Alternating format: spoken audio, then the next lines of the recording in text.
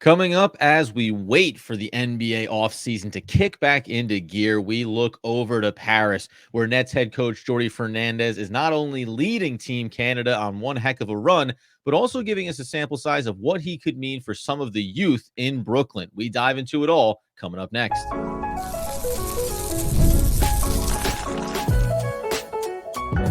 You are Locked On Nets, your daily Brooklyn Nets podcast. Part of the Locked On Podcast Network, your team every day. Yes, my friends, it is the Locked On Nets podcast right here on the Locked On Podcast Network. It's your team, the Brooklyn Nets, every single day. He's Doug Norrie. I'm Adam Armbrecht. We thank you, as always, for making us your first listen of the day. We're 100% free on all those great platforms. And let you know today's episode is brought to you by FanDuel. Make every moment more. All summer long, FanDuel is hooking up all customers with a boost or bonus daily. That's right. There's something for everyone every single day, all summer long. Visit FanDuel.com to get started. And Doug, if you're going to hire a new head coach, if you're going to go into a rebuild, it might as well be a guy that's currently in the Olympics, kind of getting some attention and buzz around what he's accomplishing with that national level team and developing some of those talents we hope he can bring to Brooklyn as well. Yeah, look, if you want new confidence over a new coaching hire, I mean, sometimes it's hard to get it before the season starts, especially if the coaching guy's coming off the bench, an assistant coach. And as much as everyone wants to say, all the things they know about assistant coaches, until you're sitting as the last guy on the bench or the first guy on the bench, it's really hard to exactly know how it's going to translate. And we've seen many, many examples of this over the years where it's like, oh, surefire hire, and then it just doesn't work out. With Jordi Fernandez, the Nets have clearly gotten some, I would say, a much better version of this and just a different version of this than you often see. And everything just seems to be lining up to be like, oh, they just made the complete right move here for short-term and long-term. Yeah. And this is the rare first-time head coach where you can point to another piece of the resume, which we're going to do here in a second, and be like, oh, he could be part of a rebuild. And he can also probably be part of a high stakes, high leverage, it's all on the line kind of games, and already has game reps around that. And you just can't say that about almost any new coaching hire that comes into the NBA, because you simply can't recreate and stress test for this stuff. And yet here he is in the Olympics doing just that with some of the NBA's best players.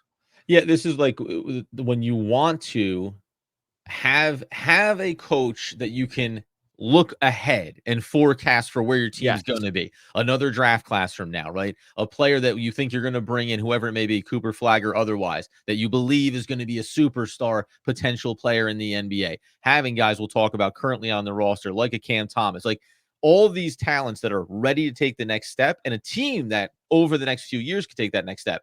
But the hard part usually is it's hard to find a coach that other teams aren't already in on, or that another team hasn't already made the leap for. So I think you're right. When you see the world where Jordi Fernandez is working in camp right now for the Brooklyn Nets and thinking about what he wants to do, listen, we would talk about it. We'd reflect on his time with the Kings and what he may have learned under Mike Brown and the way other players talk glowingly about him. That's great. But to be able to get a sample size of watching a coach that's doing some things that the Nets may not be at the level of, when you mention high stakes, might not be there for a couple of years, but at least you already know that he has the ability to coach at that level and hopefully can take that and say, hey, if we want to be a team of that caliber and I can coach superstars and we want to be able to get to that place, I know that I've done it. And it has to instill some level of confidence for a young team, primarily in Brooklyn, saying, we believe that this coach can get us there, maybe unlike some coaches in the past that the Nets have had here in recent years. Totally. I mean, this is again a very unique situation. Very unique. My dad would correct me on that. It's a unique situation. Around Mr. Norrie. I apologize. I just got PTSD around misuse of a qualifier in front of a word that's not supposed to get it. Anyway, so something stick with you forever. But so you're in a situation that we actually really haven't seen very many times where sometimes it's a guy comes over from, let's say, the Euro League or something like that, or they come from the G League, which doesn't have the same high stakes, or you just come from a lead assistant or something like that, which again the buck isn't ultimately stopping with you there. Jordi Fernandez here is in a situation where you make a great point. Like, one, instilling confidence in young players to be like, hey, why does my voice count? Shea Gilgeous-Alexander just listened to me for a month over there in France, and he was like one of the lead MVP guys. He seemed to be fine with it. Like, guys like this NBA, I mean, he's the real one. Jamal Murray's over there too. Like, the guy's an NBA champion. He seemed fine with the coaching, right? Mm-hmm. Like, these are just things on your resume that you can't simply, it's very difficult to recreate. There's actually not many opportunities to do it. And the fact that he has this cachet and clearly is very highly respected too, like, cool hand, is running a system with, like, a little bit different here in Canada because he's got a couple guards. And now, by the way, if they get trounced by Spain here, we're recording this before the Spain game. I mean, we'll do a mea culpa and be like, worst hire in the world. But we'll recalibrate next week. Yeah, come back on Monday. It's like, why Jordi Fernandez was a huge mistake for this. No, it won't really matter. But I can keep going on about that. I kind of want to, but like they're just in this. You're just having this opportunity to sort of like pad your resume. That sometimes sounds bad, but in this way, it's good. Pad your resume in a way that most other guys wouldn't have it. So when you step in front of the Cam Thomases and the Noah Clowney's of the world, who are very professional, right? So it's like you're not worried about like sort of like rehabbing certain guys' attitudes. No. But you are in a place where it's like, hey, my voice matters here. And I'll give some examples later of like guys who just like haven't been able to do this, and it's been impossible to know what it would look like when he's the guy standing and walking the sidelines and the pressure is on. It's just a very cool opportunity to be able to watch this like sort of in real time with Team Canada and sort of be like, oh, the Nets got something here. Like good job here. Yeah, right. Which we, as we've talked about before, whether it's moves, decisions, trades, anything involving the Nets with Sean Marks at the helm, obviously there's been times when we've applauded what he's done. And then there's been other moments when in real time, we've said, I wonder how we'll feel about this. They got it. Nothing but wrong with the coaches so far. Well, yeah, and exactly. Well, after coaching decisions, after Atkinson, I should qualify. Like, I think that he was a good coach. And by the way, they blew it there because they probably fired him before they should have. So, anyways, right? Yeah, and even when you wanted to just qualify this Marks thing and make sure that we didn't just compliment him too much here without being like, well, it took 3 pretty big mistakes here to get to the point where they hired someone good.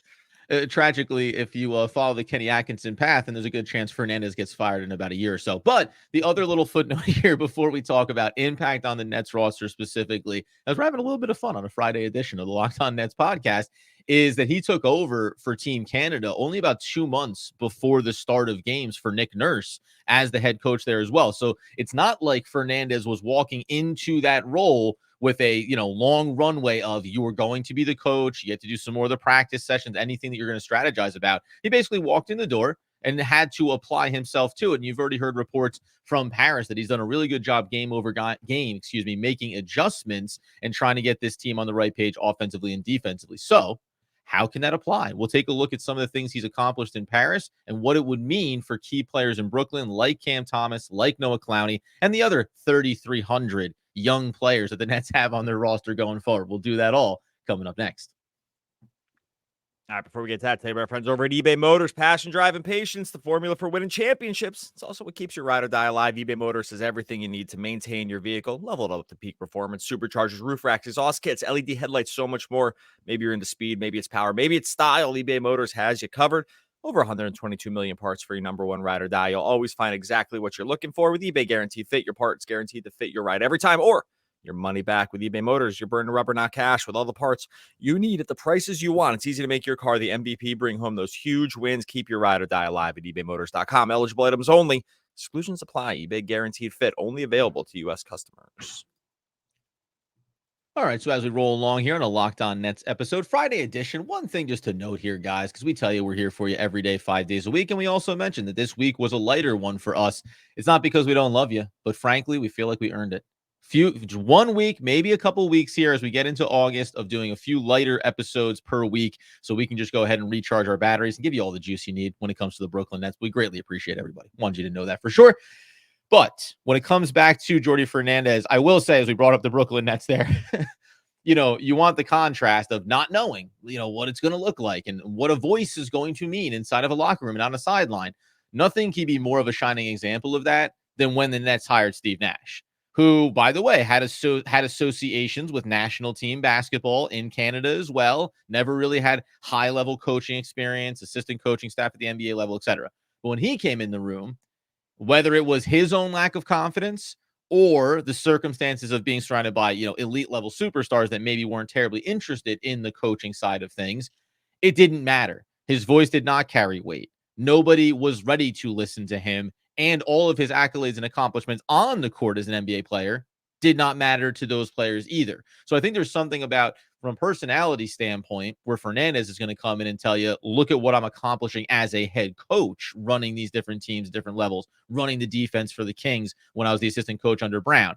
You can, I think, point to that and point to the players you work with and say, hey, there's the track record. Whereas, as we say, some of the hires with Sean Marks have been, well, here's a name cachet. Here's a guy that you might respect for a different reason. And then you come to realize, guess what? A player from a decade ago? No, it kind of doesn't matter. I want to know whether or not it's going to improve me on the court. And you do need to have the right personalities, by the way, that want to accept a head coach of that level too, which is another combination for the Nets here, having so many young players. They're ready. You hope they all should be ready to take on whatever Jordi Fernandez brings their way. Yeah, for sure. Different set of circumstances, clearly, right? Like, and thinking, I always try to think back to, sort of how do we evaluate things at the moment, and we were excited. I think it was even before we joined Locked On, maybe, but we were excited about the Steve Nash hiring. We were like, oh, this is it's just name cachet, superstars will respect them. They need to bring in a big guy here, and so we were all for it. But then the problem is you quickly see that, the in-game stuff was really always lacking. Yeah. The motivational stuff was, stuff just did get weird with that team, obviously, right? There was just some weird contextual stuff that was always going to be hard to kind of all the way figure out.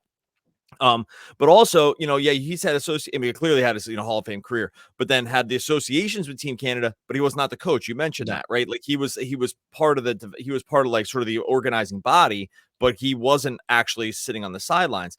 And it just matters so much. I think we see time and again where this like really matters. It's why we see guys who kind of make the transition from the G League sometimes have like some success here, because some of that stuff, like the game rep stuff, is not overwhelming. It's like maybe one of the concerns about like with the Lakers hiring JJ Redick, like he's a hard worker and I hope he succeeds, but you just don't know. Like he's never been a coach. Like there's a lot of stuff to 1,000 miles an hour. Like there's just a lot. Yeah, right. It's going 0 to 1. Like that's sometimes it's harder than going 1 to 99. Right. Like just the first movement, just for the first movement to start is a very difficult thing. And so the part where, you just, and there's just so much that goes on. Like everyone wants the whole most hilarious commentary about coaching is that, like, when a team loses, the coach did a bad job. When the team wins, the coach did a good job. Like these are just, it's like people love the quote. I love, my favorite thing to read is the people quote love adjustments. It's like, name me three, name three adjustments that you saw that the coach didn't do. And Nets fans are as guilty of this with everybody. But they aren't wrong though in the part where there is a lot that goes on with coaching. It's not just the X's and O's. Like you need to control locker rooms. You need to manage minutes. Like you have to manage personalities, the personality management as much as anything else. And when you have experience sort of across different levels with that already, I do believe it makes things harder. Sorry, it makes things easier. It makes things easier for you. Yeah. Because you're just not having to try to figure out all of it on the fly. And we just see so many times these guys just like they struggle. Adrian Griffin's fired in 2 days, like with the Bucks, because it's like, try to come in, maybe didn't have great experience with like how to manage it all at the top, lost the superstars early. Okay, see ya. Like and you just can't know. There's no way to know going in. And, we talk about SGA, obviously, with Team Canada and feeling like, okay, you're seeing that success and you can trust that as well. Now, listen, we can sit here and try to project out what the next 3-4 years are going to look like for the Brooklyn Nets and what it's going to mean for Jordi Fernandez. But as you talk about, situations around the NBA where you hire a coach and you think it's going to work specifically because of the superstars and there's those relationships, and then they don't, and they burn out and you have to make a quick pivot. At least in theory, with all these young talents, this is one of those like, things you go, wow, could you really measure that? But if you believe that there are this young players on this Nets roster that are going to be a part of the long-term future, you like the idea that Jordi Fernandez has the opportunity to build the bonds and the trust with them a year or two before they start having success, right? Because when we go back to Steve Nash and the time with the Nets, it's like, well, you're walking in the door and all these players are established and the expectations are also established. We're supposed to be winning a championship. So you don't walk in the door and say, well, the first year might be a little bit tricky, but as you start to believe in me, then I'll believe in you. And here we go. Watch what we're going to accomplish together. It's like, no, I'm Kevin Durant. I'm Kyrie Irving. I'm James Harden. Like, what are we talking about? Again, it's the justified, get out of our way. We know what we want to do. Whereas right now for Jordi Fernandez, hopefully he can look at these players, and we'll talk about some of the young guys here. Hopefully he can look at these players and say, what you're going to see me do, what we're going to do together is improve little areas of your game, take you to the next level. So then when it comes time to do some real winning, and maybe I need to push back on the way you approach a certain set, or on what you're doing defensively, on getting more players involved on the offensive end, you have a catalog of a season or two to trust that what I've tried to instill with you as a player is actually been paying off over time, unlike the other version of it. So it is, you mentioned Steve Nash. It's like, it is the reality of what we came in thinking versus how it unfolded. I mean, that is about as, well, now looking back, as bombastic of a circumstance you could have thrown all those characters into, and then you see the results. Well, and remember too. Oh, I mean, forgot about Kyrie was going to be the coach some nights too. Remember, Well, I mean, it was like what a mess. When you think back on it, maybe they should have. Maybe it should have been a little more Kyrie at the helm. We don't know. What's funny about that, but that actually point. Of course, it's tongue in cheek here about that quote that he had about, like, some nights I'll be the coach and some nights Katie will be the coach and some nights Steve Nash. I think that was like, I'm probably he would have been safe if he had said, and then some nights Steve Nash will play point guard, right? He should have thrown Steve into the mix for the encore too. Then everyone would have been fine. The point is, though, like, you wouldn't even say that if you had, like, sort of come up in a system with the guy. Yes, right. Like, yes, exactly. Right. And Kyrie's sometimes not a great example of this, because he's had some like rough quotes on the timeline. But the point is, like, when you are, because here's the thing, the Nets are going to lose a lot of games here. Like, that's like Jordi Fernandez is going to build. Right. I think Jordi Fernandez has a hard task here. He has to build a culture, but it's a culture within a culture of losing, which is basically be like how they're going to step their foot forward here, right? Like, they're going to want to lose games. So, I don't think they're not just going to roll over, but it's a culture. And we've seen teams struggle with this in the past. And sometimes this is too much for any coach, right? It's like, hey, we need to sort of toe the company losing line here because we want Cooper Flagg or Ace Bailey or someone like that, while also instilling the right baseline and groundwork for getting better in the future. Mark Daigneault did a good job with this in OKC. It's like they had a couple tank years, but there was a clear respect. Like, he's probably the guy to look for like to like guys who have done it, right? It's like, had a couple bad seasons in there on purpose, but didn't stop sort of what they had planned. And I think, like, if there's anything to look at, like, that's maybe the guy, right? And, like, maybe the thing to look at, but I think they're just set up. They're at least set up for that when I think where the coach is concerned.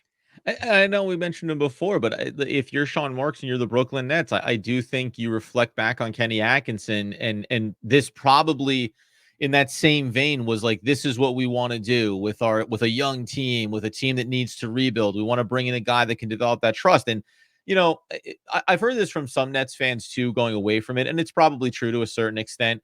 I think a lot of us look back with some rose-colored glasses when it comes to Kenny Atkinson, because, again, expectations and results, like, that mattered a little bit differently then. So you can say, wow, yeah, they were a disaster one of the years that Kenny Atkinson was the coach. Like, yeah, right, but nobody expected them to win any games. So when they won, 20, you go, oh, baby, this guy's got him going in the right direction. And then you spike. So expectations do matter, and I think that does benefit Jordi here as well. We're talking about a team with a 19.5 over-under win total and expectations of being near the top of the draft. That can not only be a truth, but so too can be developing young players and putting a system in place that we can be excited about, even in the start of a rebuild. Coming up here in a second, though, let's talk about some specific players like Cam Thomas, like Noah Clowney, and other young pieces that I think can really benefit, especially in the case of Cam, on the defensive end from having Jordi Fernandez at the helm. We'll dive into that to close out today's episode in just one moment. All right, before we get to that, tell you about our friends over at FanDuel. Look, you love sports. We love them so much. You never want the sports to stop, even during the summer. Sometimes it's only just baseball we got rolling here, which FanDuel has plenty of, by the way. They also got the Olympics going. Maybe you want to get in on a little Olympic action. MLB plus Olympic action, nothing better than that. But if you want to get in a little Olympic action, you can get over there. USA versus Puerto Rico. minus 33.5. Do you think do you think our boys in red, white, and blue can cover, can hit 34-point win? Just something you can get, or maybe you believe in Puerto Rico. You're like, they're going to cover. Just don't lose by 33.5 points. Just some of what you're going to get over on FanDuel all summer long. Like I said, you can slice and dice MLB any way you want to with the home runs, the strikeouts, the hits, the total bases. It's all there this summer. FanDuel's hooking up all customers with a booster or bonus daily. That's right. There's something for everyone every single day, all summer long. Head on over to FanDuel.com. Start making the most out of your summer. FanDuel, official sports betting partner of Major League Baseball. And as we continue today's Locked On Nets episode, talking about the man with a plan, Jordi Fernandez coaching Team Canada over in the Olympics right now. As Doug said, closer to the top. We'll see. Next game against Spain could change our entire opinion. Maybe we think he should be fired before the season starts. We won't know for sure. But I like this episode. We've been working with a little bit of humor, and I think it's landing. The episode hasn't premiered yet, Doug, but I'm assuming everyone's laughing in their homes and on their podcast feeds. When we think about this roster specifically, Cam Thomas is the one that jumps out to me. I know that there are the younger players, Noah Clowney. We can talk about him. We can talk about the way some of these other pieces are going to fit. We can't talk about Dariq Whitehead right now because the summer league was not the Vegas time was not exactly a shining example of a player ready to learn from Jordi Fernandez at the NBA level. But when I think about Cam Thomas and I think about mentality and what you heard about Jordi Fernandez coming out of the Kings, and how much Sabonis and other players there talked about, hey, he was up on the sideline as much as Coach Brown was and talking a lot about what we're doing defensively, making those in-game adjustments. If you look at a player like Cam, who's already offensively ready, set, fire, now if you can start to build in a little bit of mentality around what you want to do defensively. We've already seen this from Cam a little bit. Hey, be a speed bump, right? Don't be a turnstile, be a speed bump on defense. There are some attributes he has that are strong. I like the idea fundamentally if Jordi can instill some of that aggressiveness that he possesses on the offensive end into the defensive side of the game, because then that starts to change the complexion of what the unit looks like on that end of the floor when you already have big talents like Nick Claxton behind him, Noah Clowney, and other guys that have established defensive value. Yeah, sometimes the hardest thing to do is, as a coach, is to have guys buy in defensively on bad teams. Like this is a very, very difficult thing to do, mostly because you're bad and guys, and ultimately, defensive effort doesn't give you offensive points. Exactly, and paychecks don't usually come strictly out of defense, right? Yes. Paychecks come out of like offensive sort of firepower and stats and stuff like that, and that's usually where guys get paid. And on a bad team, it's like sort of important to look out for number one, especially when you're thinking about your long-term financial future. I don't begrudge anybody for that thing. I think that guys it'll get recognized if you're dialed in like defensively all the time, but I understand sort of why it happens, that sometimes defense goes the way of the dinosaur when it comes to like bad teams, just because, you're bad for a reason and it's just hard to lock in. That will be something very interesting to watch this season, how it plays out with Cam. I think Cam has some pieces that could he's really, really strong on like his lower half. And like, I think like that could be, we've seen that even with guys who can't defend laterally, like awesomely, but have been able to sort of dig in and use strength as a way to like not get overpowered, especially if you end up becoming the low man, stuff like that. Like it's going to be hard, but there's like parts of him that could, get for sure get improved. He could probably, his just overall awareness could improve also. But I think it'll be interesting to sort of see how that unfolds as the season comes on. And you said ready made out of the box. I do think there's parts of his game, and I know you think this too, is that parts of his game need expansion on the offensive end too, which is just becoming more of like an overall playmaker rather than just a scorer. So he'll be the fascinating one to really watch, because there are big time ways that we'll be able to see him improvements for him, right? Like there's going to be ways that we should be able to see real improvements in areas of his game that could use it for him to become a really, really complete player. And I'm excited. I think this is a really good opportunity for that. Some pressure off stuff, but if you listen to the quotes by him also, it's like a clear understanding that these are the things about his game that need to get better also for him to become like a real guy, right? Like, and not just in the minds of others, because there's a thing about him. It's just like, oh, he's maybe is he like a big scorer, bad team guy? I mean, there's for sure people that think that, right? And so there are ways to change that opinion for him. Here's a way to derail an episode towards the end of it. When we talk about Cam Thomas, remember when we went back and we were discussing the quotes that he's had this offseason and kind of looking at it and saying, oh, okay, we're watching a transition here maybe for the organization where Cam Thomas is going to start to become one of the faces up. We talked about Noah Clowney as well, just really speaking all of the right responses as a young player, not quite technically, not a rookie anymore, but he believes he's ready to improve and expectations and all those things. We saw comments on YouTube from the fan base knocking the idea of Cam Thomas, a leader, Cam Thomas, vocal, pushing back on it. There is no better time as a Nets fan than right now to want to believe in all of the positive possibilities for players on this roster. There is no reason to look at Cam Thomas and not think, hey, his offensive game, that can continue to expand and improve in little areas and become more of a team-oriented offensive player as much as he is an elite-level scorer. Likewise, as you said, positioning defensively. Listen, if I see Cam Thomas get himself lined up in the right positions and take a couple of charges early in possessions, maybe catching players out of sync or not expecting where he's going to be, that's a marginal improvement here. But the world where we've just seen I had this drilled into my mind where I saw the pushback on Cam Thomas ready to take the next step. We're excited about his opportunity here with Brooklyn, and people just being ready to go. It's impossible. There's no way. There's no world. I just don't know how you can go into a year like this with Jordi Fernandez and with some of this youth and be ready, able, and willing to already start putting down all this. Because guess what? If that's how you feel about Cam Thomas, then don't believe in Noah Clowney either. And don't believe in Jordi Fernandez for that matter, because there's no world where you're going to accept the idea of, hey, in time, all of these things can improve, especially when you feel like you have the right head coach at the top.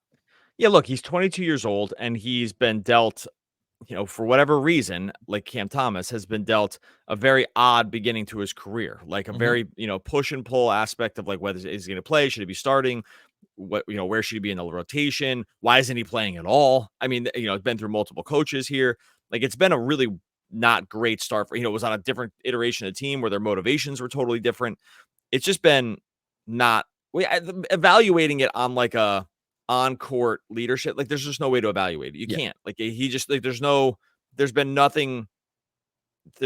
chance to do that at all. Right. Like he barely got into the starting lineup last year to start the year. Right. He didn't start 15 games last year. Like it's easy to forget that now. He started 51 games of the 66 he played. So he just wasn't even in the starting lineup at times. And now he's going to be not the face of the franchise, but like probably something close here for like, at least a year. Cause he's going to have the ball the most. He'll lead this team in scoring for sure. But in terms of like knowing how it looks where all these other guys are gone, we just don't know. We just don't know. I think there's reason to believe it could be good. I think there's also reason to believe like he's not exactly a super vocal dude. And I don't know if it's going to translate into this like vocal on-court leadership piece. We just haven't seen him be like really loud. Like he's actually really quiet kind of. But I just think, just thinking that right now is kind of crazy to me. There's no right. It feels like there's almost like no way to actually know that. And again, ultimately, hopefully, Jordi Fernandez helps not just with Cam Thomas, but with any of these players instilling that confidence. Because it's not just about me coaching you and improving on both ends of the floor. It's also about having the communication ability to delegate. Like you need to have on-court generals. You need to have guys that are helping communicate and get guys in the right spots. And then a player we didn't even bother, did not bother talking about, which we didn't get to, and it's Nicholas Claxton. At the opening press conference, when he says Jordi Fernandez, I believe he can be Defensive Player of the Year, when they re-up him on his contract, we don't know what the long-term future might be, but in the short term, that's going to be another player to keep an eye on here for Brooklyn because he is one of the longest, if the longest tenured player here, right, for Brooklyn. So you talk about his defensive skill set, where he can improve, and how he can help anchor this team. So again, all of this to say, it's really easy to get excited about Jordi Fernandez as a head coach for the Brooklyn Nets, even before he's gotten into camp and started working with these guys, and we start to get a sense of what they're going to be in the years ahead. Yeah, again, are we going overboard here with like the the superlatives on a guy that hasn't really shown it yet? Probably, but again, not once they trounce Spain, baby. Yeah, well, and also, that's fine. You just use the information that you have like ready for you. And again, just to like finalize this, like he has more information on him than pretty much anyone else that's coming that has not been an NBA head coach before. And that's most of the good sign. And if you want to get into it, as I was biding my time there, plus 20,000 coach of the year over our friends on FanDuel. So if you want to, if you think it all goes right here, what's the lowest win total for a coach of the year? For a coach of the year, can you win 19 games and be coach? Well, he's tied for last in odds. But I'm going to put him over. I'm going to put him as a better chance of having a winning coach of the year than Brian Keefe and Billy Donovan, who he's also tied with. Yep. So there you go. Okay. Much appreciate everyone that's sticking with us as we roll through the summer. Make sure you subscribe to Locked On Nets over on YouTube. Make sure you subscribe to Locked On Nets wherever you listen to podcasts. That's the number one way to help the show. Totally free for you and really, really helps us. Subscribe wherever you listen. At the end of the day, I'm a fan of great stories and a fan of great songs. Why that is Darius Drucker. Oh, one of the all-time great poets. We're back again next week talking more Brooklyn Nets basketball.